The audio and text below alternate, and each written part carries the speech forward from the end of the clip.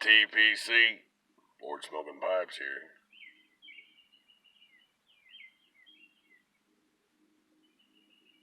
Mark Twain, reading about some Pegasus.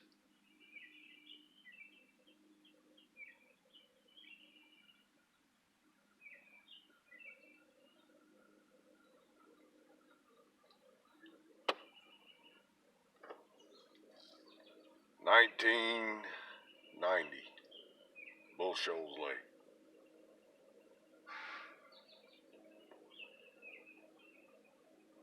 Late spring, I'm thinking. Me and a buddy of mine was out fishing. Had this 16-foot rich line boat, aluminum boat, semi-V bottom. Had an old Johnson motor on the back.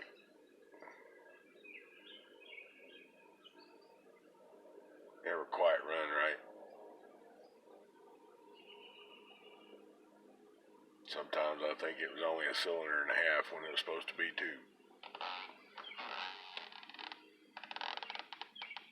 Oh, like a many of fishing trips, we took off and we've been fishing all day.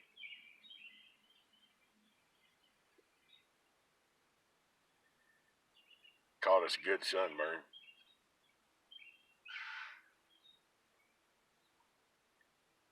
We was on the way back. Went up on West Sugarloaf down there. Been fishing up in the creeks. White bass have been running. We was trying to get into them. We'd run high up in the creek, working our way back. Really hadn't hit a whole lot of anything. Now, this buddy of mine, we've been together all through school since second grade. We was thicker than thieves. Where you seen one, you seen the other.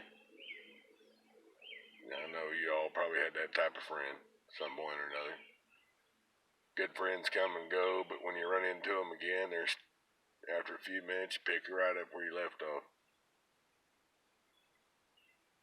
Me and old Killer, we've been fishing several times from the bank, but he'd not been out in the boat too much.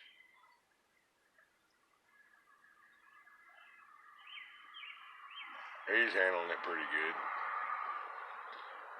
Heck, I grew up in the bottom of a boat. Dad used to tell a story that was my second cradle. After my first 6 months, I've been rocked to sleep in the bottom of that boat night fishing. So, been doing that, fishing from a boat most of my life. I didn't know much about bank fishing at the time.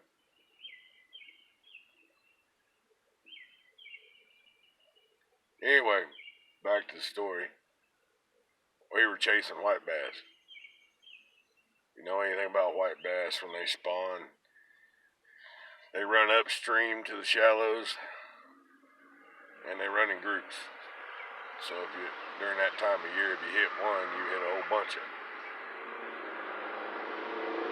We had pretty much almost given up for the day, at least he had. He had a deadline to be home, and I'm one of those guys, once I start fishing, it's hard to get me off the water till I can't see past the end of my nose. And you'd be lucky if I don't have a light trying to go anyway. Anyway, we were out there fishing, and I don't remember why we went up in this cove. I think he signaled that he needed to find a tree. We nosed up in this cove. I killed the motor out in the channel and dropped the trolling motor and got a good little movement going with that, and jerked the trolling motor up, let the boat nose up on the shore. We didn't make too much noise going into that cove.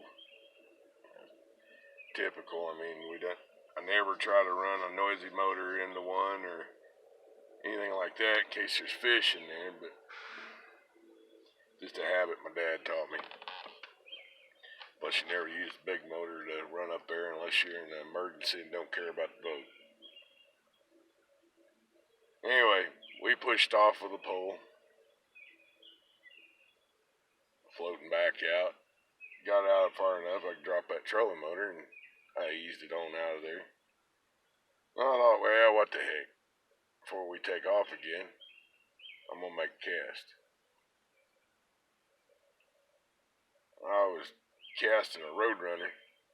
It's a decent sized jig, but the Roadrunner is usually the head. It kind of looks like a horse's head, odd shaped head with a little spinner on it, if you don't know what they are. Basically a bass or crappie jig. I was up in the mid-range, so it could have been used for both. Smaller ones, panfish and crappie, the bigger ones, bass, and so forth and so on. Unless you get an over-aggressive fish, which likes to eat bigger stuff than what it is. Had that a time or two. Anyway, I make this cast, and I felt the water in that area, and it was a little colder than what I originally thought. Probably the reason why we weren't catching a whole lot up in the creek.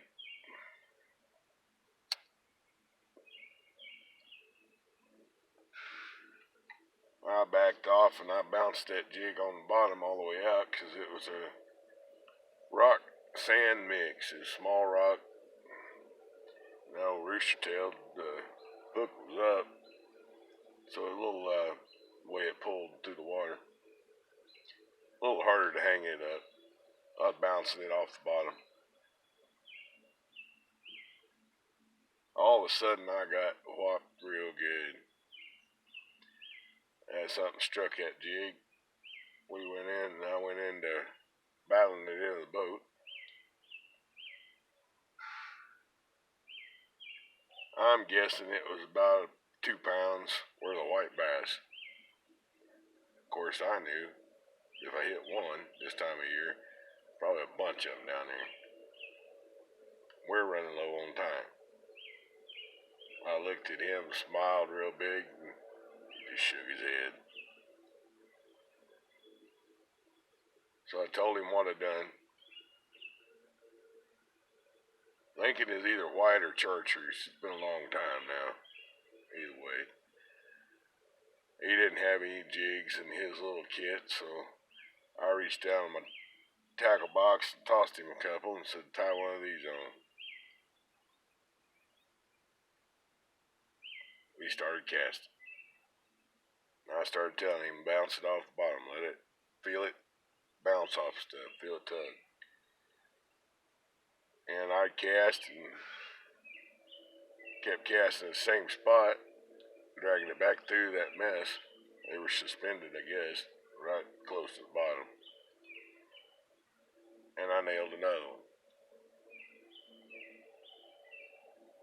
He's sitting there casting and bouncing and casting and bouncing. And I told him, I said, hit the same spot I'm hitting.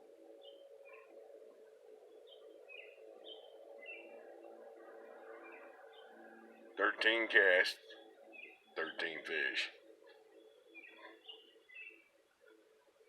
He made 20 casts. He only got one. For years, I teased him about 13 to 1.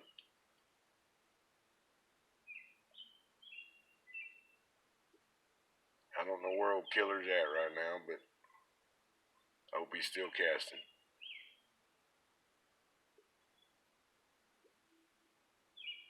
Old Shoal Lake. Been back there a time or two since. Life's led me away. Still a pretty lake, though. Every time I go.